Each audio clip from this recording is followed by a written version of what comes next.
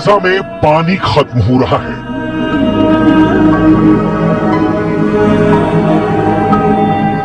Gaza में खाना खत्म हो रहा है।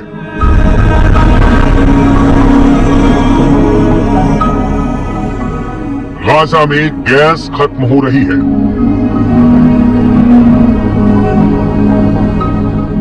गाजा में बिजली खत्म हो चुकी है।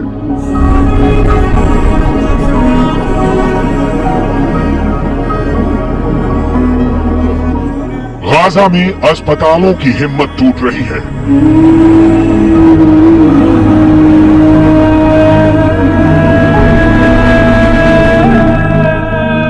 गाजा के मुर्दा घरों में लाशें ही लाशें हैं। गाजा एक ऐसा नरक बन चुका है जिसमें 20 लाख से ज्यादा लोग बेचैन, बदहवास और परेशान हैं।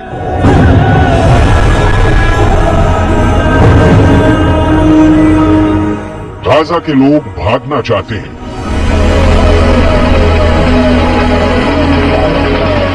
लेकिन आखिर भाग कर जाएं कहां?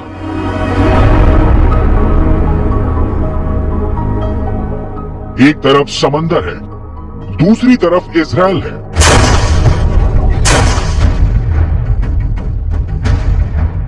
और तीसरी तरफ इजिप्ट है, जिसने अपनी सीमाओं को बेहद सख्ती से बंद कर दिया है।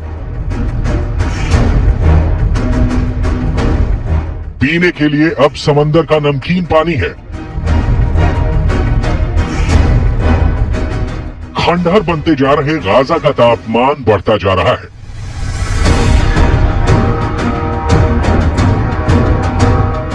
हर एक छत हर एक दिन बीतने के साथ तबाह हो रही है।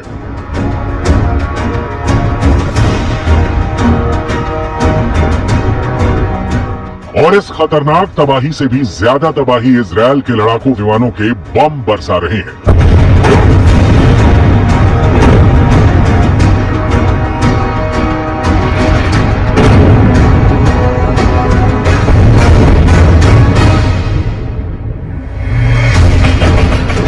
इन सबके बीच वेस्ट एशिया के अंदर इजराइल ने तूफान मचा दिया है। इजराइल डिफेंस फोर्स बहुत ज्यादा एग्रेसिव मोड में आ चुकी है। गाजा पर हमले के लिए टैंकों की सेना तैयार हो चुकी है। इजराइल के उत्तर में लेबनान की सीमा पर हिजबुल्लाह पर भी इजराइल डिफेंस फोर्स कहर बरपा रही है।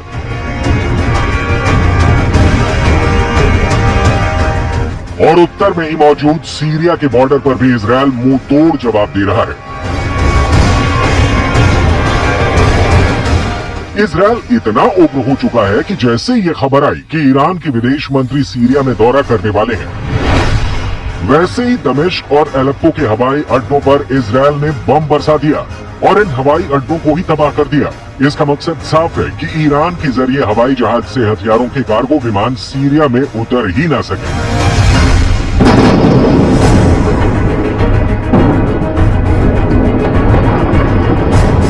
क्या वर्ल्ड वॉर शुरू हो चुका है? इस सवाल का जवाब बहुत सारे एक्सपर्ट्स हाँ में भी देने लगे हैं।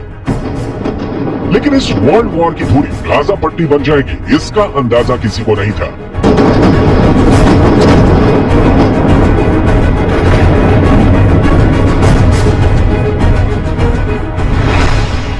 युद्ध नीति कहती है कि अगर युद्ध जीतना है तो दुश्मन की सप्लाई लाइन काट दो, दुश्मन की रसद काट दो, दुश्मन का पानी काट दो, दुश्मन के ऊर्जा स्रोत खत्म कर दो, दुश्मन को हथियार पहुंचने की सारी संभावना खत्म कर दो। यही वजह है कि एक हफ्ते के करीब होने को है और गाजा के अंदर अब सारे सप्लाई रूट बंद हो चुके हैं। गाजा के अंदर इस वक्त के हालात ये हैं कि फिलिस्तीन के अरबी भाषा के अखबारों के मुताबिक गाजा में दवा की कमी 44% हो चुकी है। गाजा में बिजली की कमी 80% हो चुकी है। गाजा के अंदर 20% बिजली अभी तक जनरेटर से पैदा हो रही थी, लेकिन ईंधन की कमी की वजह से अब जनरेटर भी बंद होने लगे हैं और इसकी वजह से गाजा के अस्पतालों में इलाज में भी दिक्कत आ रही है, क्योंकि वहां बिजली की आपूर्ति में कठिनाई हो रही है। गाजा के अस्पतालों में नाकेबंदी की वजह से चिकित्सा उपकरणों की कमी 33% तक हो चुकी है। अस्पतालों के ब्लड बैंक में खून तेजी से खत्म हो रहा है। अब सवाल ये उठता है कि आखिर गाजा में मौजूद 20 लाख से ज्यादा लोग क्या करेंगे। जाहिर सी बात है कि इजिप्ट की सरकार की तरफ से कूटनीतिक बयान ये आया है कि लोग गाजा पट्टी को नहीं छोड़ें, क्योंकि अगर गाजा खाली हो गया तो इजराइल जमीन पर कब्जा कर लेगा और फिर उनको वो जमीन वापस नहीं मिल पाएगी। ऐसे में अगर गाजा के लोग जहां हैं वहीं रहेंगे तो जाहिर सी बात है कि फिर ये गाजा के लोग या तो ह्यूमन शील्ड बनेंगे, यानी मानव कवच बन जाएंगे, जिसका इस्तेमाल या तो हमास के लड़ाके करेंगे या फिर ये लोग भी युद्ध में शामिल हो सकते हैं। इस आशंका से इनकार नहीं किया जा सकता है कि हमास गाजा के लोगों को भी युद्ध लड़ने के लिए मजबूर कर दे। मैं इस वक्त इजराइल के जेरौत में हूँ। दरअसल खून इजराइल में भी बह रहा है और गाजा में भी, लेकिन असल खूनी खेल तब खेला जाएगा जब इजराइल की सेना गाजा शहर में पहुंचेगी और वहां दोनों पक्षों की तरफ से शहरी युद्ध होगा, यानी गुरिल्ला वॉर होगा गाजा शहर के शहरी इमारतों में।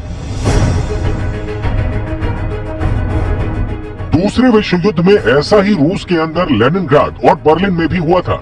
ये एक अर्बन वॉरफेयर था जिसमें लेनिनग्राद और बर्लिन के अंदर इमारतों के अंदर से खूनी जंग लड़ी जा रही थी।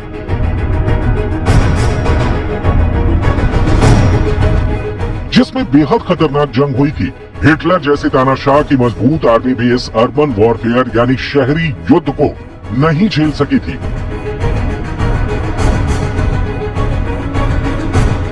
और कुछ ऐसा ही युद्ध अब गाजा के अंदर होने जा रहा है।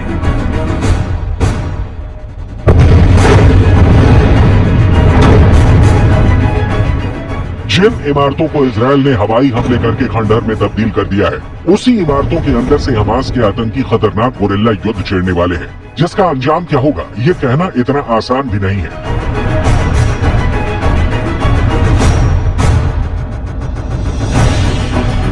फिलहाल स्थिति ये है कि इजराइल की फोर्स इंतजार करेगी कि जब तक गाजा के अंदर बिजली, पानी और खाने की कमी से हाहाकार न मच जाए। हमास के आतंकियों को भूखा ही मार देना इजराइल की पहली स्ट्रेटजी है।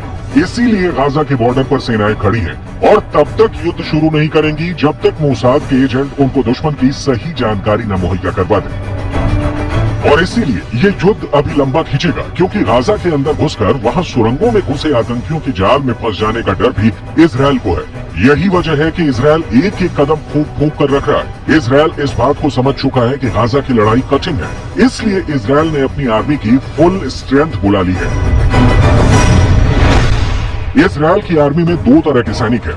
पहले सैनिक इजराइल की एक्टिव आर्मी और दूसरे सैनिक है इजराइल की रिजर्व आर्मी।